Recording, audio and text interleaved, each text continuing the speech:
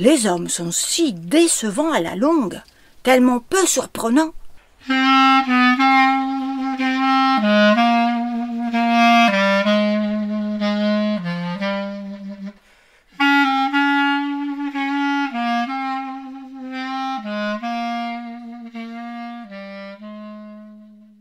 La revue Rue Saint-Ambroise et l'association Rue du Conservatoire vous proposent Écrire, dit-elle, de Cécile-Marie Adrien. Lectrice Anna Cerbis. Musique Charlie Nelson.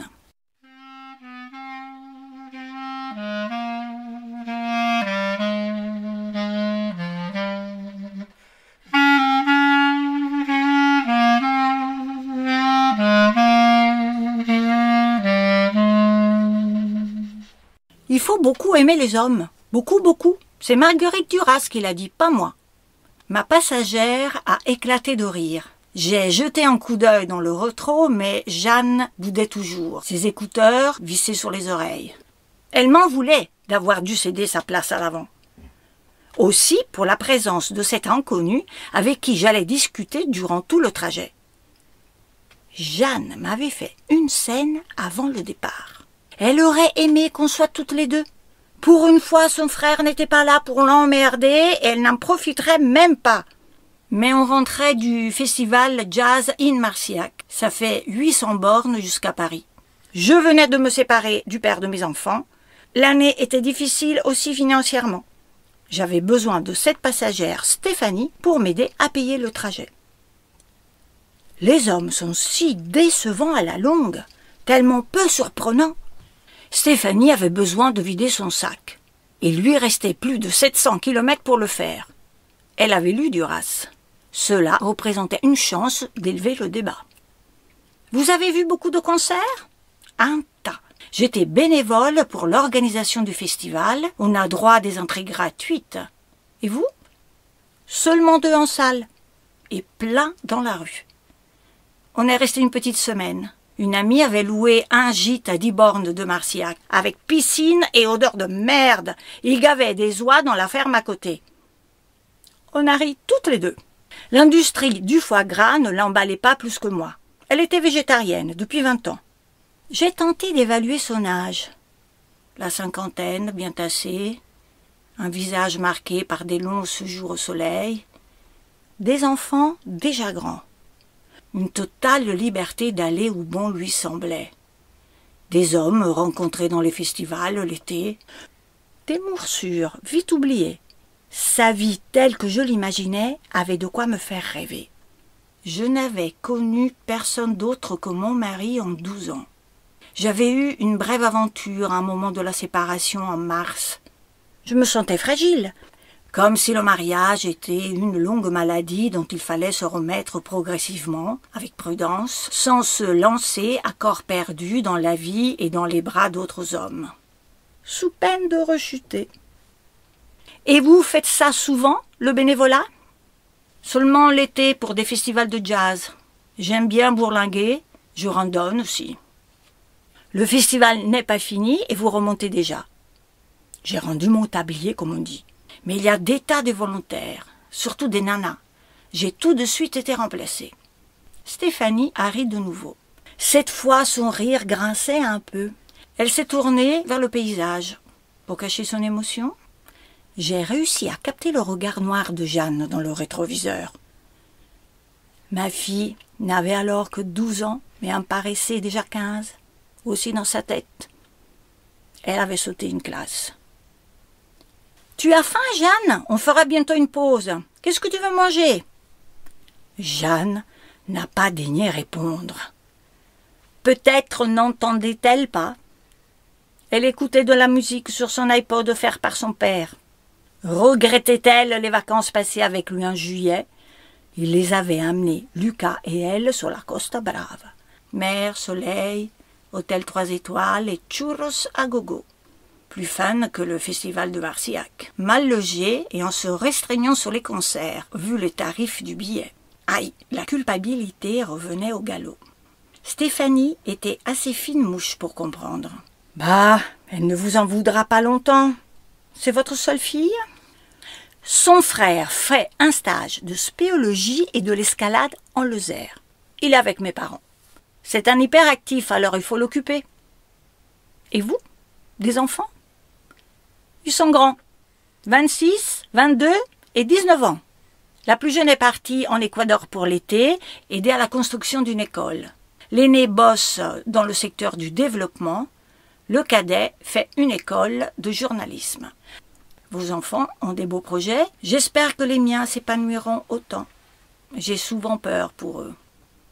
J'ai jeté un regard anxieux à l'arrière, mais Jeanne ne faisait pas attention à nous. Il faut leur faire confiance. J'ai eu pas mal de problèmes avec l'aînée. Après le bac, elle ne voulait rien faire sinon fumer des joints. Je l'ai envoyée comme fille au père en Australie. Elle s'est prise de passion pour la culture aborigène et a commencé des études d'anthropologie en rentrant. J'ai bien noté qu'elle disait « je ». Ses décisions éducatives, Stéphanie les avait prises toute seule. Je retiens l'idée de les faire voyager. Ça ouvre l'esprit. Ils ont été à bonne école. J'ai longtemps travaillé pour les ONG. C'est comme ça que j'ai rencontré leur père. Un aventurier. Très fort pour planter sa graine, mais pour élever la couvée, plus personne. Confidence pour confidence. On s'en sort très bien seul. Stéphanie s'est penchée vers moi sans pour autant baisser la voix. Vous n'êtes pas divorcés depuis longtemps. Séparés depuis mars. Mais leur père s'occupe très bien d'eux. On a déjà opté pour la garde alternée. Un petit trémolo en fin de phrase m'a trahi. Je vivais encore très mal le fait d'être séparée de mes enfants la moitié du temps. Un mélange de tristesse et de honte. Il ne me serait pas venu à l'esprit pour autant de contester ce mode de garde. Jeanne et Lucas avaient besoin de leurs deux parents. Et ce divorce, je l'avais voulu. Quelle chance! Profitez-en pour faire ce que vous aimez. Prenez des amants. J'ai jeté un regard alarmé dans le rétro. Jeanne avait appuyé sa tête contre la vitre et fermé les yeux. Tant mieux. Stéphanie était une vraie épicurienne. Mais peut-on se mettre à la place des autres? Je la trouvais un peu vulgaire tout à coup. Un rire excessif, une bouche trop large, des œillades entendues. Mais elle n'était pas prête à lâcher le morceau. Y a-t-il au moins une activité que vous aimez pratiquer en solo? Je sais pas, moi. Le jogging, le piano, l'aquarelle, les balades le long de la Seine, la broderie au point de croix. Une activité qui vous donne envie d'être seule pour vous y consacrer. Sa question m'a bousculée. Y avais-je seulement réfléchi? Livrée à moi-même la moitié du temps depuis 6 mois, je me sentais vide. Libérée, certes, mais sans aucun projet. Comme ces grands convalescents qui doivent réapprendre à s'alimenter et marcher seuls.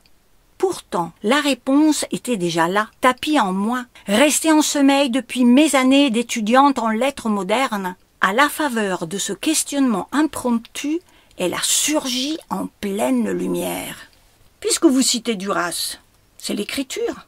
Voilà ce que j'aimerais faire de mon temps libre. J'écrivais un peu à l'adolescence, des poèmes, des cours d'histoire, puis au moins un journal, jusqu'à l'arrivée des enfants.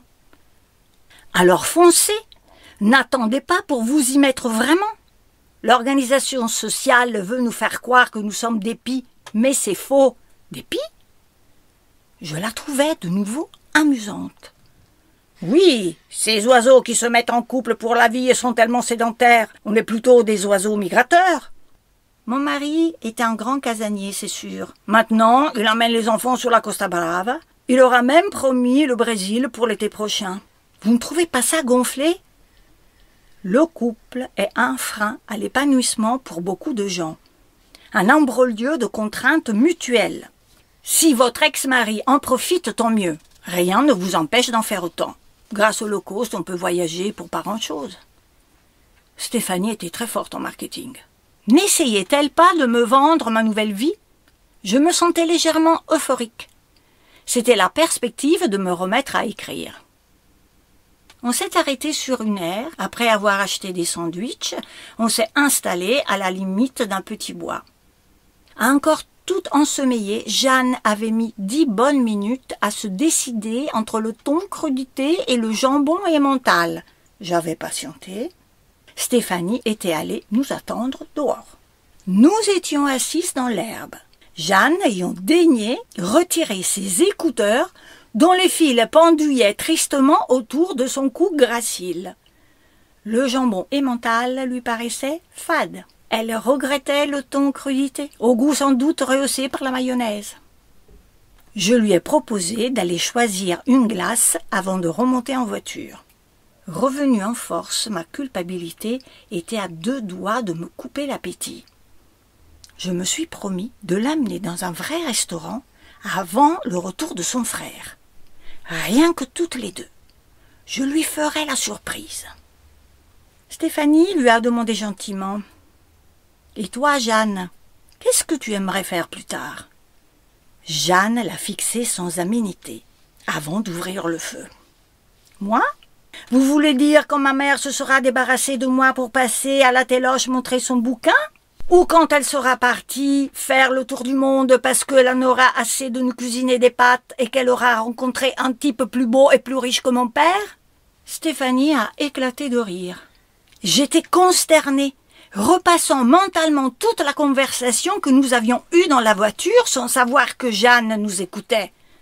« Je voudrais être médecin. Là, je suis sérieuse. » Jeanne m'avait déjà parlé de ce projet. Ses notes, toutes excellentes, ne pouvaient que l'encourager dans cette voie. Ma Jeanne regardait Stéphanie et m'excluait de la conversation. Dans la voiture, j'ai choisi ma spécialité.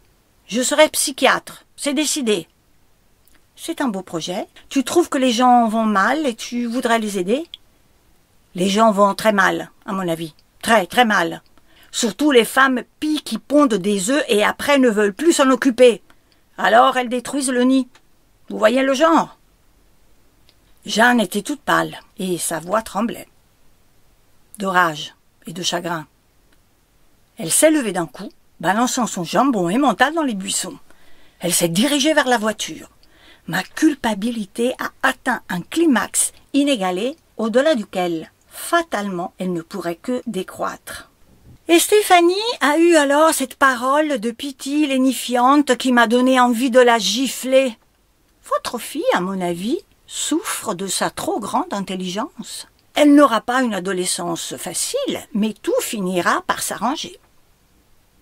Jeanne a fini par accepter une glace de la part de Stéphanie et nous avons poursuivi le voyage. Pendant une centaine de kilomètres, chacune de nous s'est livrée silencieusement à ses pensées ou à ses rêves. Moi, je pensais à l'écriture.